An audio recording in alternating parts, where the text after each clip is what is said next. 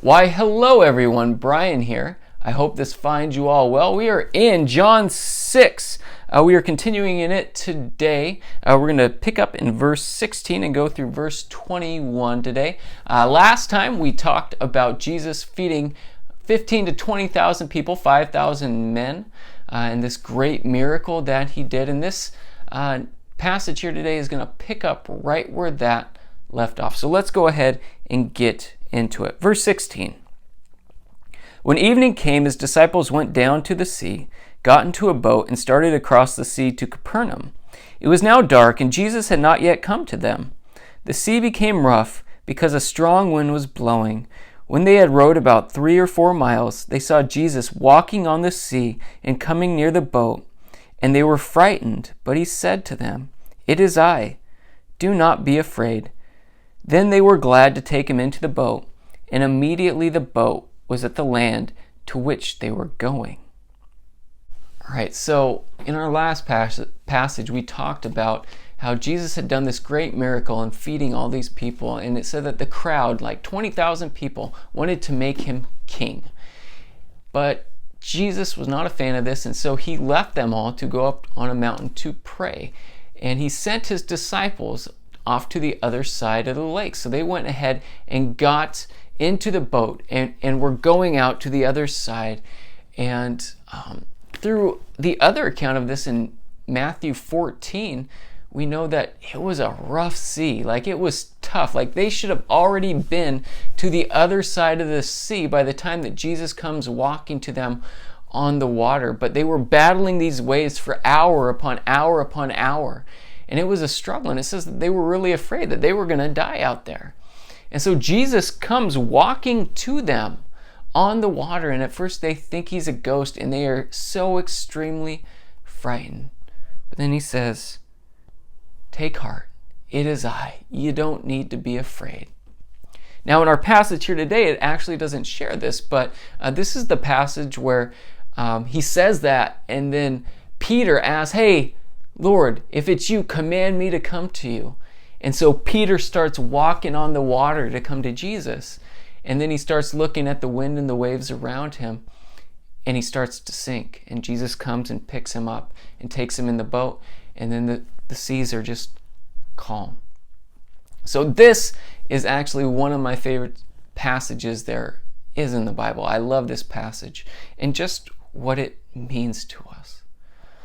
So first off, disciples are in this giant storm, and they are afraid of their lives. They are just looking at the wind and the waves, and they are just working and working and working just to try and survive. We're kind of in a storm right now in this life, aren't we? This whole coronavirus thing, and there are people losing their jobs, and there's so much uncertainty into everything that is going around in the world right now that a lot of times when that's happening, our eyes kind of become fixated on those things. And we start to be fearful and to be afraid. Just like Peter did when he went walking on the water to Jesus. He was doing fine. He was walking on the water when his eyes were fixed on Jesus. But then it says he started looking around at the wind and the waves, and that's when he drowned. And that's so true of us in our lives when we are just focusing on this world and what is happening in this world, whether it's the coronavirus, whether it's the stock market, whether it's losing our jobs. When we're just focused on those things, we do get scared. We do get fearful. That's why Jesus tells us to fix our eyes on him and him alone. Colossians 3:1 says, "If then you have been raised with Christ, seek the things that are above, where Christ is, seated at the right hand of God. Set your minds on things that are above, not on things that are on earth." And then Hebrews chapter 12. "Therefore, since we are surrounded by so great a cloud of witnesses, let us also lay aside every weight and sin which clings so closely, and let us run with endurance the race that is set before us, looking to Jesus, the founder and perfecter of our faith, who for the joy that was set before him endured the cross, despising the shame, and is seated at the right hand of the throne of God." So I would just tell you, in this time where the news and everything else wants you just to focus your attention on all the things that are happening in this world, fix your eyes on Jesus. Seek him, seek his kingdom, seek the things that are above, not the things of earth. That's our command in the Bible. It's just to seek him, to fix our eyes on Christ Jesus. And watch that fear and that anxiety just start to slip away. Because I guarantee you that will happen. Seek him in prayers. Be in the Word. If this time has given us anything, it's more time, right? We actually have more time to be in the Word, to read our Bibles, to pray, to seek the things of God, to set our eyes on things above. So do it. Take advantage of this. So why is it when we fix our eyes on Jesus, we don't need to be afraid? Well, it's because right when he got into that boat, what happened? John just tells us that they got to the other side. But Matthew tells us that it just became calm. Because no matter what happens in this life, Jesus is in control. Jesus is on the throne no matter what. And that's something we need to get in our heads, because we start looking at the wind and the waves in the stock market and all these crazy things that we have no control over. And you're right, we don't have any control over, but I can tell you who is in control, and that's Jesus. And the Bible gives us some huge promises concerning our relationship to him. Romans 8:28. All things work together for good for those who belong to God. And so coronavirus, stock market collapsing, all these things, the economy collapsing, the promise is all things, not some things, all things work together for good for those who love God. Now, that's not a promise that your life is going to be absolutely peachy and you're going to be a millionaire and be wealthy and healthy and comfortable. No. The Bible actually promises you that you will suffer. But what it means is, in the end, it's all going to work out for your good.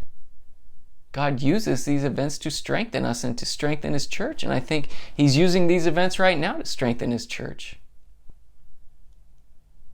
But what we need to do is just to keep our eyes on him and to point other people to him in this time, to know that he is the one who is in control. Because there's a whole lot of people right now who just figured out that they're not in control of their lives. And I could have told you that some time ago. All it takes is one phone call from a doctor, one blood test, one phone call from the police in the middle of the night to figure out you have no control whatsoever in this life. Because I'll tell you what, cancer kills everyone. You can drive perfectly down a road. You could be the perfect driver following the speed limit in your lane, and that's not going to stop a drunk driver from crossing over into your lane and hitting you head on. You have no control over that. So when it really comes down to the big things in life, the life and death, we have no control. But Jesus does.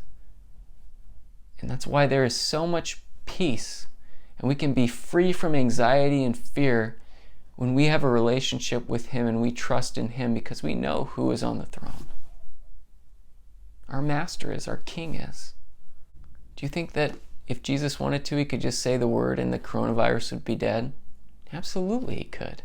He has power over all illness. He has power over the sea right here.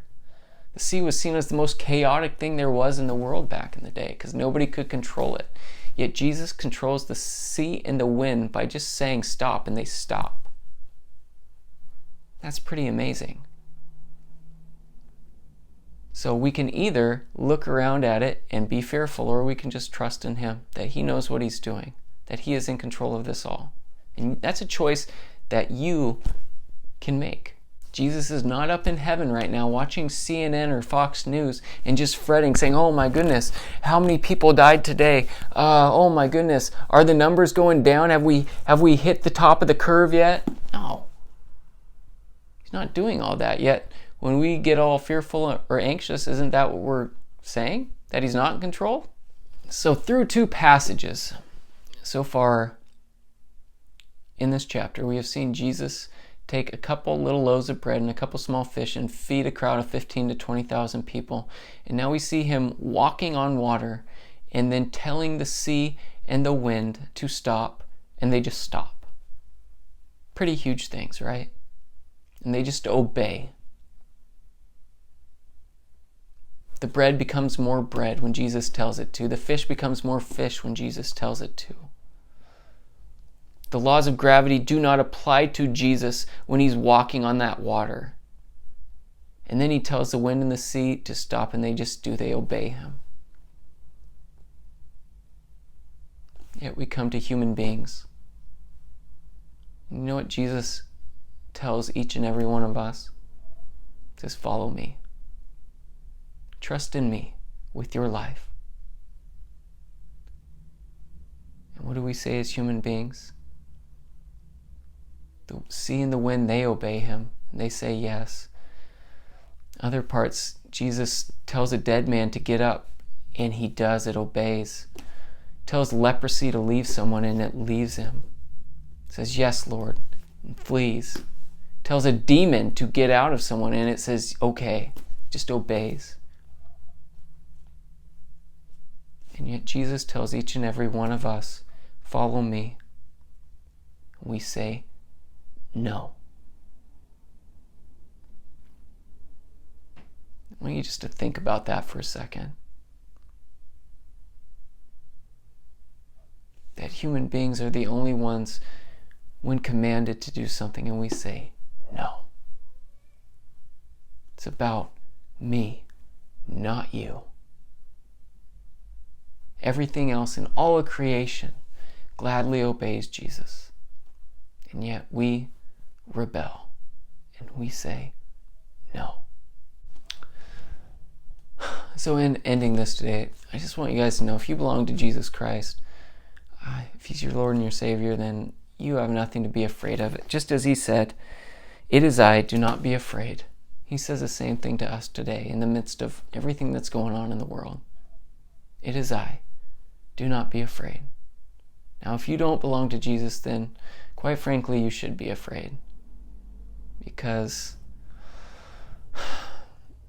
like I just said, he has commanded each one of us to have a relationship with him through faith, by trusting in him. And he has come down and paid our price on a cross. And yet all he says is, trust in me. And we say, no.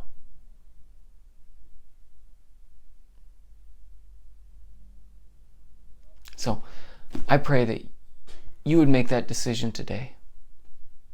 And you would give your life to him. That you would give him control, because he is the one who's in control. Surrender your life to him and give him control. And find peace. Find life everlasting, because that's what he gives.